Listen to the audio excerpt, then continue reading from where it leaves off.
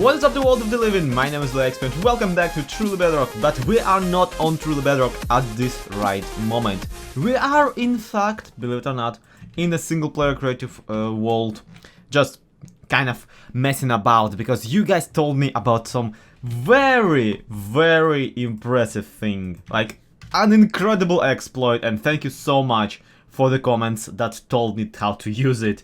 Check this one out. Okay, so we get a smoker and we get a villager and we place one next to another. So we get this guy and we place a smoker, which should just generally speaking tell him to change his profession to a butcher. I apologize. Okay, there we go. And this guy instantly becomes a butcher. But now we look at, oh, raw rabbit. I don't want to trade him, raw rabbit. I don't want to trade him at all. What should I do then? Well, we break this thing, he becomes unemployed. And we place the smoker back. And now he requests raw pork chop, which I have plenty of that in real world. But then, this is only the beginning, because get this. It not only does it work with butchers, it works with librarians of all people. And librarians have this cool feature where even in their level 1, they might have an enchanted book trait. And if you don't like the enchanted book trait that they have, and you've never traded with them before, what you can do is you can break their lectern and place it back, and you get a librarian with a different set of traits. And then a different set of traits. Come on. And then a different set of traits. And you can scroll through them until you find the enchanted book that you want. Which I think you can guess what kind of enchanted book I want. That's right, everybody. We got ourselves... you mind coming to walk? Dude, we got a Mending villager. And he's about to restock on top of everything. And, yeah, that's amazing. This is the cheatiest thing ever, and I love it. And thank you so much for showing it to me. Now, honestly, I don't even feel like this is an exploit that should be edited out of the game, in my personal opinion, because scrolling through a bunch of librarians that way is much more convenient, less time consuming than scrolling through them the old-fashioned way, where you would just make a villager breeder and just kill whoever you don't like. And that's just the thing. I feel like with this update, Mojang really wanted to make us treat villagers like actual people and not just kill them in mass quantities. Which, yeah, I didn't have to kill librarians in mass quantities to unlock this particular guy. So I call that a win on Mojang's part. And really, when you think about it, Mending is such a cool enchant and such a big part of the game nowadays that you wouldn't want your players, if they are smart enough to figure this out, to not be able to use it, right? So that's my 2 cents on the issue. You might be purists, you might think otherwise, and everybody is entitled to their opinion. This, however, is my opinion, and my opinion is that this is flipping awesome, and of course he has raised the price. Which, yeah, by the way, I already upgraded him to the 2nd level. I want to upgrade him all the way through today. And his 2nd level offers me a looting free book for 27 emeralds. Meaning that... And get this. This guy who sells Mending for looting free for 35 is kind of useless now, isn't he? On top of all that, I also upgraded myself butcher, because one of my subscribers told me in the comments that, guess what? Butchers trade sweet berries for emeralds. Well, okay, emeralds for sweet berries, and I do want to get rid of my 2 barrels of that stuff. But so eventually we will get him traded all out too. Which brings us to 9.5 people in our village of the revive. 0.5 being that guy there. And seriously, animal, are you... what is wrong with you? Just stand there. Yeah, you can see I got kind of tiny bit bored and tired of animals constantly jumping like this in front of my fence. So I planted some berry bushes around here to slow them down and get them caught in them. There's a cow that was in the berry bushes for quite a while now. Yeah, there it is. It's stuck. It's fine. I'm okay with that. As long as they're not constantly jumping about, I am perfectly fine with them doing this. So what was I doing? Oh yeah, berries for the butcher, emeralds for the librarian, and we need to figure out what to do with our spare looting librarian now. Which, really, do we need 2 loot and 3 books per day? I don't know, I don't think so. Zoop, zoop, zoop, zoop, zoop. Bam, bam, bam, bam, bam. Trade, trade, trade. Mending. Fortune. And voila! A pickaxe that fixes itself when it digs stuff. That is definitely how durability works. Now the question is, what do I do with this guy? Because, yeah, more expensive looting free trade, not really any better trades than the ones I already have, and maybe with the new ability to scroll through him, I will be able to kind of fiddle with him and maybe even squeeze an unbreaking free book out of him. Well, there is one particular option. Oh no, I am being chased by a vicious and, yeah, and very hungry drowned. Oh no, he walked in, what an accident! Ah! No, seriously, dude, can you, like, the second floor, there's a guy there. Can you eat him, please? For me, just in a moment. In just a couple of moments. Guys? I don't hear any dying sounds. What are they doing in there?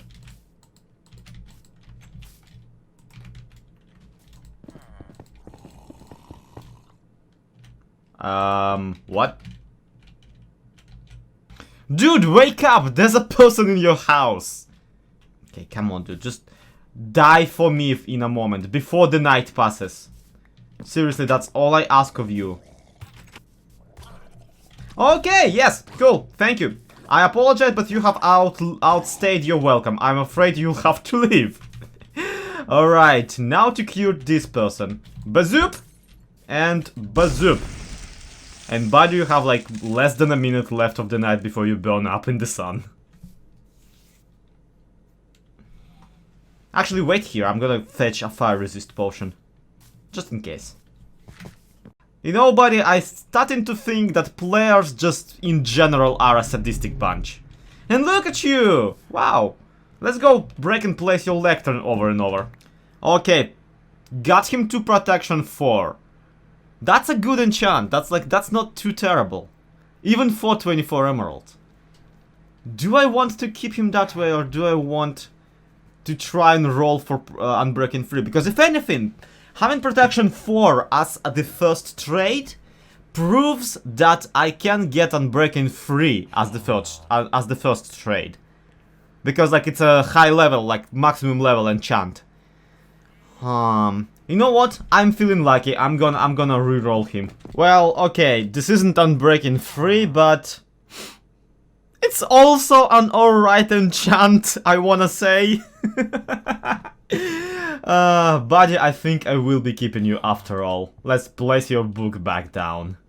Now, this incident with Mending Villager and the rerolls and the zombification actually highlights something that I'm kind of getting worried about myself. And that is my exploitative butt getting into the villager mechanics and trying to cheat them instead of trying to play them straight.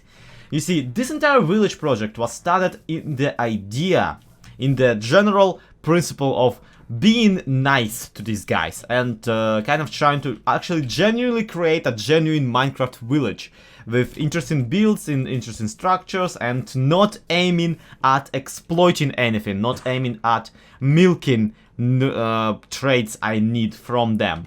Which is why I feel I need to finish this project as soon as possible. Because, yeah, I already milked 2 mending trades out of it and it's good. It's only gonna get worse, guys. It's only gonna get worse. I'm already looking for exploits with my mind and that's just not good. So, I feel like it's gonna be fair if today we do not 1 house but 2 or maybe possibly even 3 or maybe 2.5 with like some sort of other build. So you have the butcher house right here. It's not finished because I wanted the butcher to be buddies with another villager, another make pretend one, like, you know, the witch doctor is not actually a thing, but we did a cleric out of a witch, we did a witch doctor out of a cleric. Here, we are making a butcher out of a butcher, and then we will also be making the industry professional that will be living and sharing a house with him.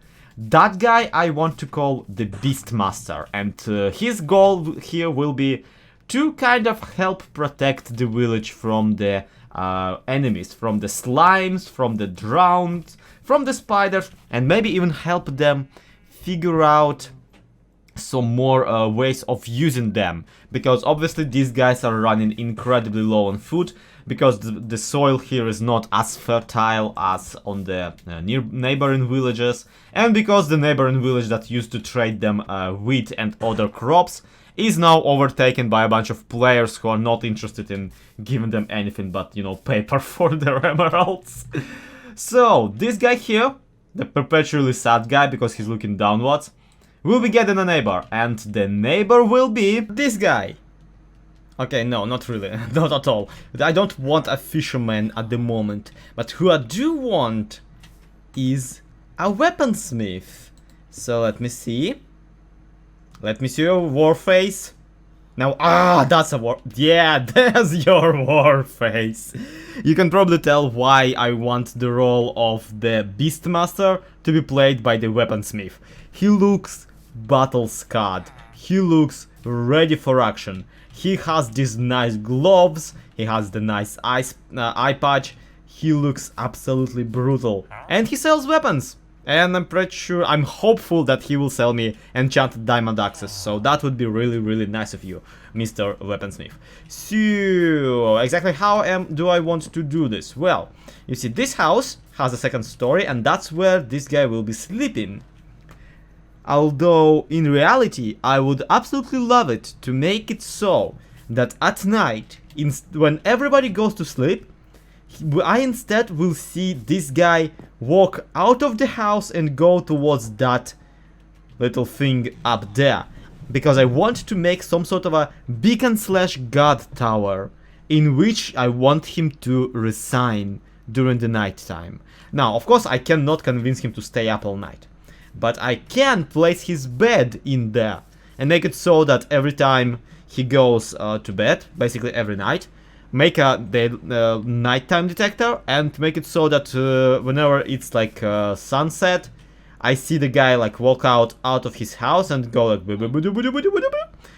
enter the thing, and then it lights up. So there's gonna be some sort of a redstone system that will just like as if he came into the guard tower and put on a light. That's the effect I want, and I feel that would be nice. Because I have this guy in a bit of a roleplay idea where I want him to be like, yes, he's the only one of everybody who kind of understands what's going on, and even if he doesn't, he's the one who like took it upon himself to be to make the security of this place his responsibility. So he's the one who's like, oh yeah, we had drone attack, so yeah, we have to make golems then. This is gonna take a while. Alright. And then like every other night he goes out and like hunts the night creatures or whatever. Basically, I really like his design, and that's why I want him to be this badass one guy in this village, where the rest of them are kind of still moderately lost about what they're doing here. Like, they've been zombies and they've been turned into regular people again, and they're like kind of, well, now what? What does it all mean? Why did the moon explode? And he's like, I don't know, and I don't care. But I will keep you guys safe, and we will survive together, because I can help you. I am awesome. And that's basically his character story. And yeah, I hope I can figure this one out. Which means that I won't really be able to trade with him that much, seeing how I want his regular trading area to be on top of the house, on the second story. So I will have to constantly come visit him up there. But we'll see, we'll see. And then every time when there's like a community hangout time for them in their schedules, he'll be coming out of his little area and like stand on the bridge, looking over the entire village, being like, yes, everything is safe, no danger on the horizon. all is good today. I don't know why this is the voice in which you talk. Okay, here comes the evening. And he's asleep. So that was a mistake. You see, I actually tweaked my redstone to a bit where not any amount of night actually triggers this thing. Yeah, there we go. Let's move it just one block closer. That will work it out. So now every night this guy will go into this little booth up here, and that will cause the, well, that won't cause, but at the same time the light in the booth will light up, so you will know that the guy is on the watch and the guy is currently keeping watch. And it is very impressive how I, for some stupid reason, decided to make the one guy who will be literally watching over the village, for that to be the only guy who doesn't have an eye. And once we skip the night, we should be able to be around just in time to see this guy go from the watch back into the house area of his. Yeah, he's in the god tower. He's in the god tower. He's still in the god tower. There we go. He woke up. He's walking around. Yeah, and he's gonna just slowly make his way back home. All tired and worn off because he was walking so hard all night. Now, actually, when you think about it, nitwits. A nitwit will be a pretty good idea here, because those guys, I am pretty sure, actually step outside at night, but I don't really remember. What's important is we have some semblance of activity, and really the make pretend stuff is all we can strive for. On top of that, I feel like I don't actually have to cover this booth with a roof. So, the god tower booth with a roof, because it will be lit up during the day anyway. And so I don't actually run a risk of anything spawning up there. So, that's quite pleasant. Okay, this house ended up not terribly imposing, even with the little armor stands holding swords. So, I think it's time to dust off an old classic of mine. You see, I used to have this cool theory, idea type of deal, where, you know how the villagers have iron golems? Yeah, what if in Minecraft there existed stone golems? Same concept, basically, except ancient, mostly broken and non-functional technology by now. Stone golems are basically big old statues by now, just kind of standing there, not really being useful whatsoever. And the idea basically is that one day they actually were useful, one day they would be helpful at a pillager rate or whatever. But now look at them. This is like its head, and I'm just gonna eventually build a body for it, laying around in the swamp water. Let's just see. Yeah, it actually kind of looks cool. This is something that the new stairs and slabs are incredibly useful for. I just gotta place some more of them on top of his head. And there we go, we have a golem head, slightly worse for wear, and one of his arms has fallen off and is laying here. And you can see the rest of his body kind of rising from the swamp, but not really, because it's, again, it's way too old and rusted and cracked and terrible to actually be used anymore. Even though you can see they at one point like attempted to, yeah, to revitalize him, to fix him, but no, the golem technology, the stone golem technology is sadly way too lost for it to work ever again. Which is fine, This village doesn't have a golem master anyway. Oh shucks. Oh, that's a bet. Oh, nope. That's, wow. Hi. How did you, well, alright then. I probably forgot to light up the roof, so there goes my second mending trader. That is his second death today, and I am honestly impressed with his ability to die. Still though, how... If this thing was not spawn-proofed, why did he wait till today to die? I would expect him to be killed like ages ago. Oh well, whatever. We'll get another trader. We'll get another trader someday. Well, not someday. We actually already have another one, another librarian, and that librarian is much better. So maybe this house even better to be repurposed as the botanist house. I don't know. For now though,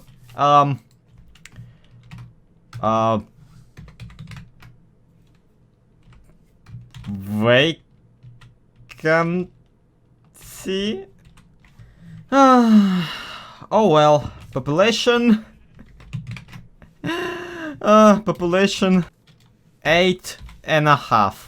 For now, at the very least. Next episode, we'll be getting the botanist then.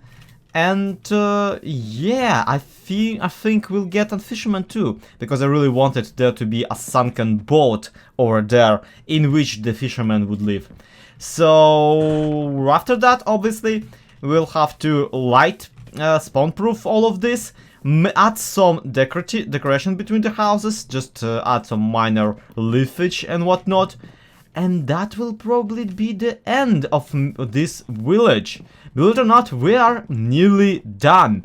I promise, just one more video and the village of the revive will be complete. For now, that's gonna be it for today. Thank you everybody so much for watching, hope you enjoyed it. Do leave a like if you did, do subscribe if you want to see more. This has been ZloyXP, this has been Truly Bedrock, to be continued. Have a good one, bye bye.